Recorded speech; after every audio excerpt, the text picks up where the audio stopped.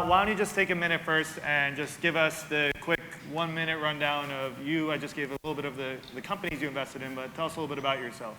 Yeah, I mean, my quick story, I hope it's not terribly boring. I grew up here in New York, and then I went to school in Boston all right, excellent.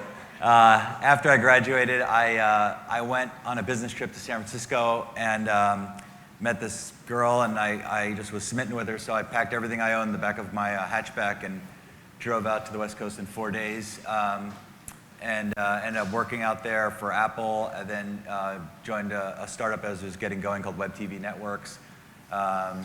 And then after 10 years in Silicon Valley, I ended up marrying that girl, by the way.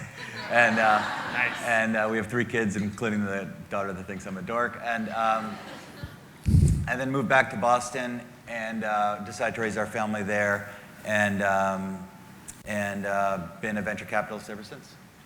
Wow, what's it like being a venture capitalist?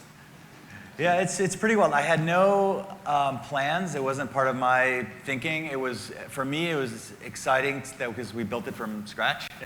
The 2 other partners that I started it with are people that I've known for a long time, and we were thinking about doing things differently. We wanted to build a venture capital firm that was really thinking about consumer and community, and that's what we were passionate about. And in 2004, that didn't exist, so we decided to start one. Was it hard getting buy-in for a firm focused on community? Yeah, I think it was considered weird. I mean, 2004, you know, there was this whole aftermath. I don't know if people were around for this, but in the late 90s, this whole Web 1.0 and Bubble 1.0 left a big mark on a lot of people. And by 2004, it still wasn't obvious whether this consumer internet thing was going to have a comeback or not. And we really felt it was high time to start innovating and creating, and people were doing extraordinary things, and we wanted to be part of it. Very cool. So I listed out a few, but just rattle them off. What are the community companies you invested in? I mean, you mentioned a lot of them for sure. I mean, beyond the ones you've mentioned, we're investors in plenty others that are passionate about their communities. Skillshare here in New York, Warby Parker. We'll give it up for Warby. That's I mean, so we've invested over 100 companies. Runkeeper, which was just sold recently. Yeah, it's something that we're quite passionate about. Yeah, so that's interesting. So there's community platforms themselves, and then there are companies that maybe have a product and they're building a community around that product and brand. So when you say a community-driven business or a community-focused business, how do you explain that? How do you describe that? Yeah, I don't necessarily have the most concise definition, which maybe coming into today I should have made one up, but I think that for me, the real thing that stuck with me ever since I started getting involved in investing in communities is what Biz Stone shared with me a while back. Biz Stone's one of the co-founders of Twitter, and Biz often called Twitter not a technology company, but really this notion of the triumph of humanity. And I always felt that was the power of these things. It's that when the community becomes even more important than anything, or not even, it is more important than anything. So it's not the product, it's not the technology, it's not even a given feature or a new product you're going to release at the end of the year. It's whether the community cares and whether you care about the community. And you can just feel it. You can feel it when it's authentic or when it's not. And it could be in a company like Twitter that builds a service to bring communities together. Or it could be in products that you wouldn't think have communities. Like, I don't want to just flog our investments, but there's a company here in New York called Onabags. I don't know if you've ever heard of it.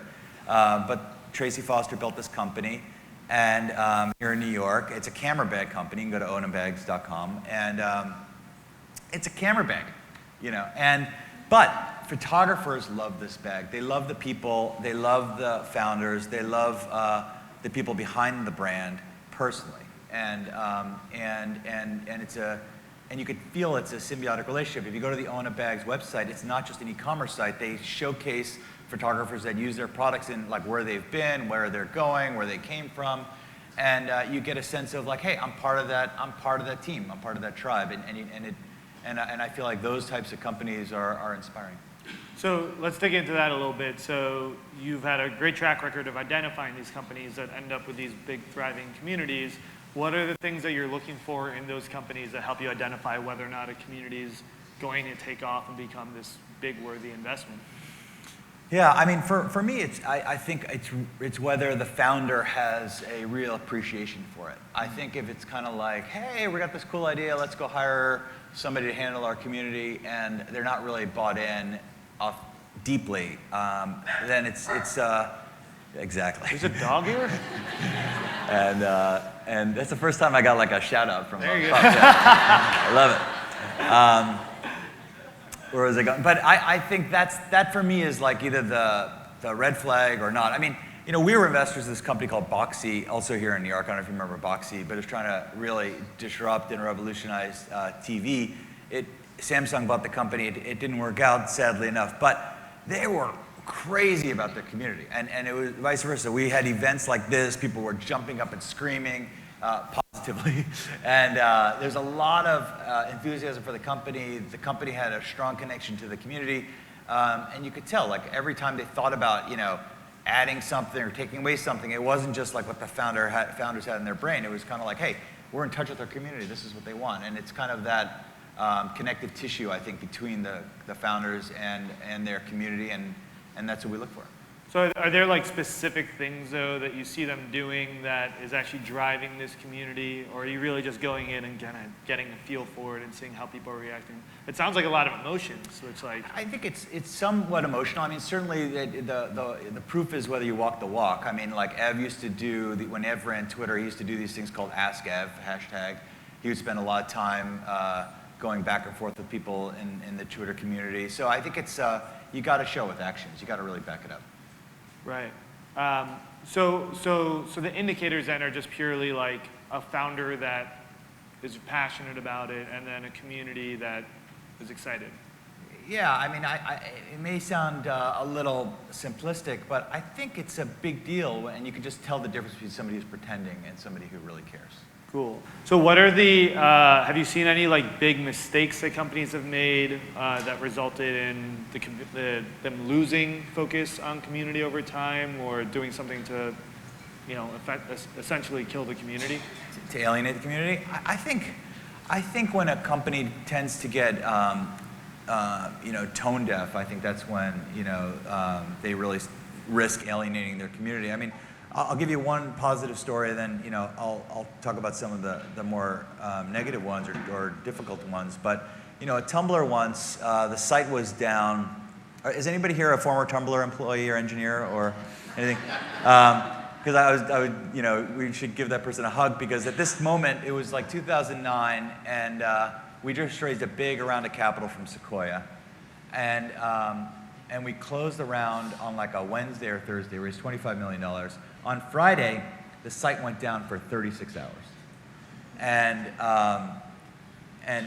it was a stressful moment. Or moments. And I think the reason why the company was able to get through that and not lose all their customers was that the community was in essence, it became very clear that the community was the company.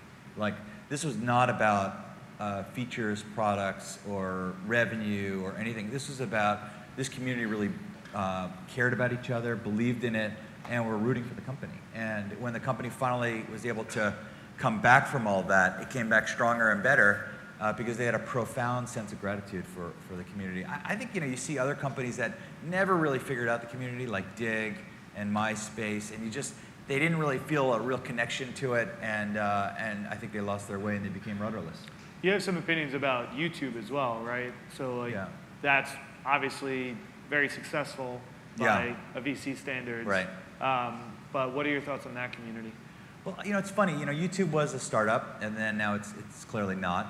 And when it was a startup, it wasn't a startup very long, so it's hard to really talk about this with any degree of accuracy. But it's clear inside of Google, I don't think there's a strong community at YouTube. I mean, if you look at a piece of work on YouTube and then you look at the comments, it can be a nasty, nasty place, and I think they just don't have a sense of why it's important. I think Google tends to think more about robots and algorithms than people, so you can just feel it. I was on Tumblr today. I left a comment for my friend Fred Wilson. He posted a song. It's a great song. I went to go comment on it, and before I wrote comment, in the comments, like in soft gray, the Tumblr website says, say something nice.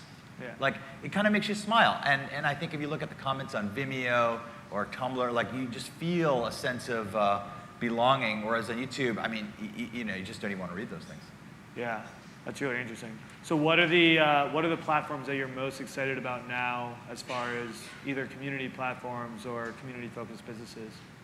Yeah, I mean, one you mentioned in the beginning is Slack. I mean, in full disclosure, we're investors in Slack, but I think the thing that's interesting about Slack is that I think there's an opportunity to make the workplace feel like a community as well. I mean, so you have communities around the planet with these social platforms or products like we mentioned, Oda Bags, but now inside of the workplace, you can really build communities. You can say, hey, it's kind of funny. Like, we all work together. We all get the same paycheck. But I think that's just it. It's not just a paycheck. It's a place of shared responsibility and contribution and enthusiasm and mission. And I think Slack is playing a role.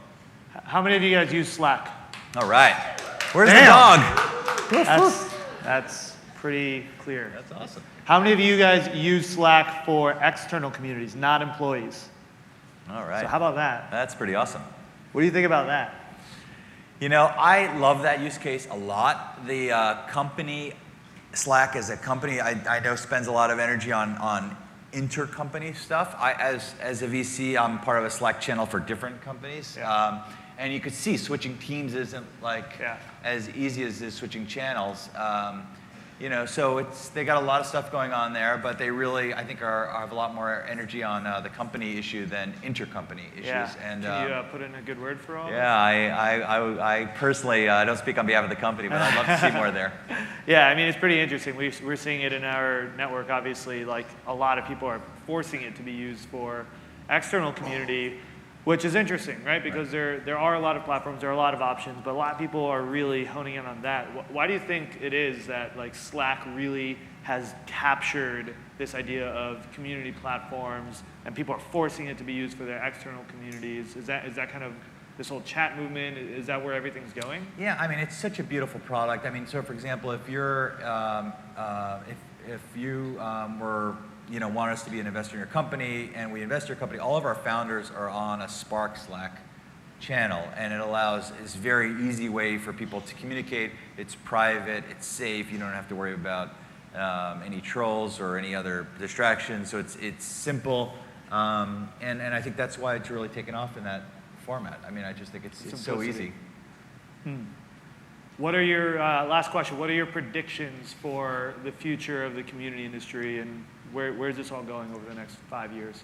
Yeah, I mean, I'm hoping there's enough role models and the enthusiasm here, and I guess you do this in San Francisco, and it's massive. I think we're all role models for what the next generation of companies should be about. I think the previous generation didn't really get it, and I hope that this just continues to accelerate. I mean, this should be an authentic part of every company's purpose.